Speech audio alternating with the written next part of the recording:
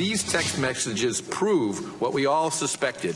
High-ranking FBI officials involved in the Clinton investigation were personally invested in the outcome of the election and clearly let their strong political opinions cloud their professional judgment. Peter Strzok did not say anything about Donald Trump that the majority of Americans weren't also thinking at the same time. The decision to remove Mr. Strzok off that case was made by Director Mueller based upon the circumstances known to him. It's important to understand, though, that those text messages were uncovered in the course of an Inspector General investigation that's not complete.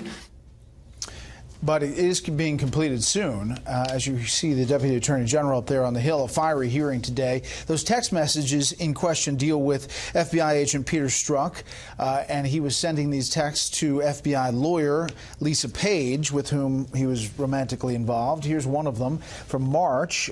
Lisa Page, God, Trump is a loathsome human. Strzok says yes. Yet he may win. Good for Hillary. It is. Would be worse president than Cruz. Trump? Yes, I think so. I'm not sure. OMG, he's an idiot. He's awful. America will get what the voting public deserves. That's what I'm afraid of. God, Hillary should win 100 million to 0. I know. Then in August, and this one really took up a lot of time in the hearing, I want to believe the path you threw out for consideration in Andy's office, that there's no way he gets elected. But I'm afraid we can't take that risk. It's like an insurance policy in the unlikely event you die before you're 40. What is the policy, and what are they talking about? Let's bring in our panel. Jonah Goldberg, senior editor at National Review. A.B. Stoddard, associate editor at Real Clear Politics and host of No Labels Radio on Sirius XM. And Matt Schlapp, contributor with The Hill. We just received this letter where they detail how all of this came out. And it is in regards to an Inspector General's investigation that's ongoing, Jonah. But that second text really got a lot of attention. Yeah, the second text, the optics on all the text is bad.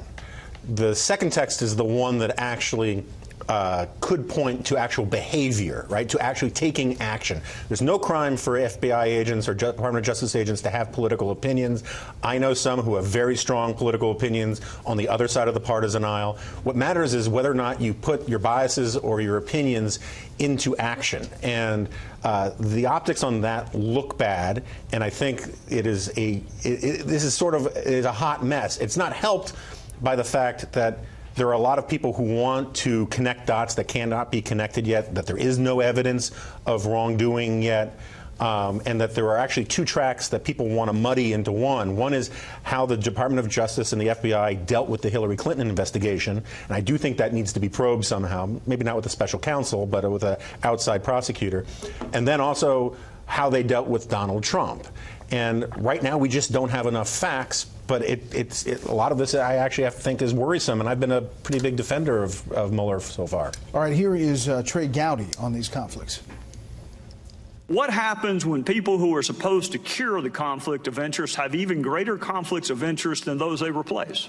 You nor I nor anyone else would ever sit Peter Strzok on a jury. We wouldn't have him objectively, dispassionately investigate anything, knowing what we know now.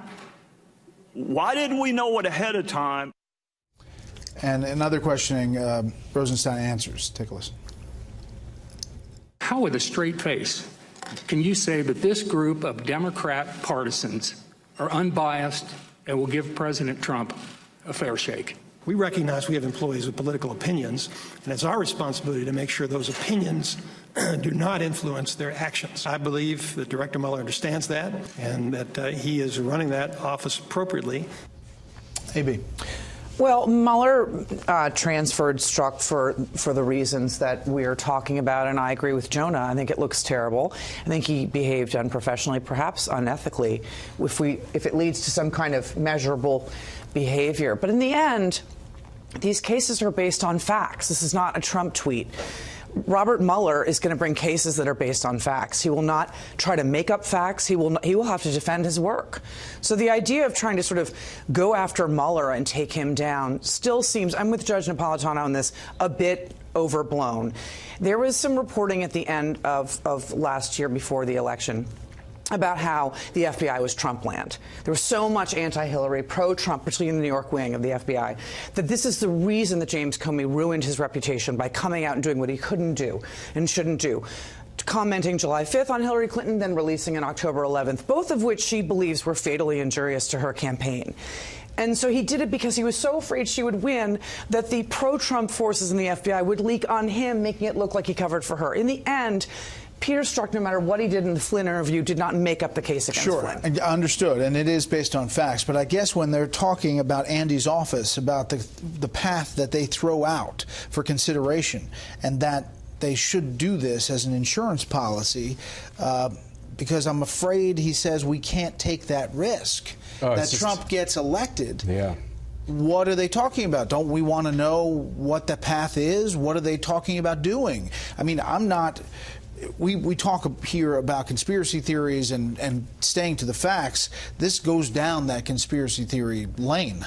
Look, what we're seeing is that prosecutors have wide discretion. I'm going to disagree with AB just a little bit, where they can destroy people's lives, not even on a conviction, but on charges. And in Washington, D.C., it's very easy to get an indictment against a Republican, really easy. And what you see here is people who have a lot of power, FBI agents who have a lot of power, and it goes to this question of, did Obama politicize the FBI in a way to try to harm the ultimate political opponent, which was the Republican nominee taking on his hand-chosen Democratic nominee? And I think there are real questions that need to be answered here. Look, this is beyond just smoke on the idea of James Comey and what Obama did during this election. Think about this alone, Brett. General Flynn worked for President Obama. Obama fired him, and then eventually the Obama administration had a role in spying on General Flynn. That might have all been right and good, but this is also Nixonian and scary. And this email, maybe it can be defined. Maybe there are antecedents to those pronouns that are fine. But I think we have to know, or the FBI never really walks out of this with the same reputation they walked into this with, and I think that's bad for the country. Right. Now, and we're not even talking about the Bruce Orr and his wife who works on the Trump dossier with Fusion GPS, which was also talked about in this hearing. That's right, and I agree with Matt. I think the problem, though, is that there are a lot of people who want to blur distinctions that are important as a rule of law about faith and confidence in the Justice Department. You know, Strzok apparently reported that Flynn spoke, that he thought Flynn spoke truthfully. And so when Flynn is... And actually, that's what Comey testified behind closed doors up on Capitol Hill. So Flynn, according to Strzok, didn't lie to the FBI. Flynn later, the decision to charge him, which he has pled guilty to lie, came from Muller's office. So you have a lot of evidence coming out that is damning about how the FBI and the Justice Department dealt with Hillary Clinton. And there are a lot of people out there trying to say that proves the Mueller investigation is illegitimate as well. And I don't know that you can yet connect those things. But the legitimacy of the Mueller investigation comes down to one central point.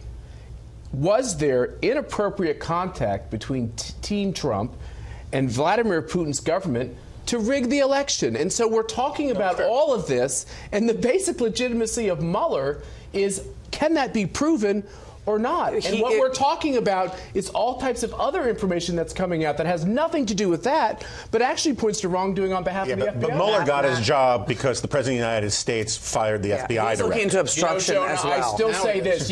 We can talk about all the missteps. You can write a whole book about the missteps of the Trump administration in the first several months. But the fact is this: the American people are fair. And if the investigation doesn't find convincing evidence that there was this type of collusion, whatever that word means, between Team Trump and the Russian government, really, all of this is a waste of time. What if they find something that leads them to believe that there was something that Donald Trump wanted to cover up about his family's past financial transactions or his own, that would make him look like he possibly was colluding, and therefore he fired Comey and did other things that suggest the obstruction of justice? The American people are fair. And what the American people did with Bill Clinton is they thought the investigators went too far afield from what the initial investigation was. And if you can find wrongdoing in all of our lives, and if they find just wrongdoing, it won't be enough of it. It depends what the wrongdoing is. This panel, I've lost it. You know what? Just taking over. No, but even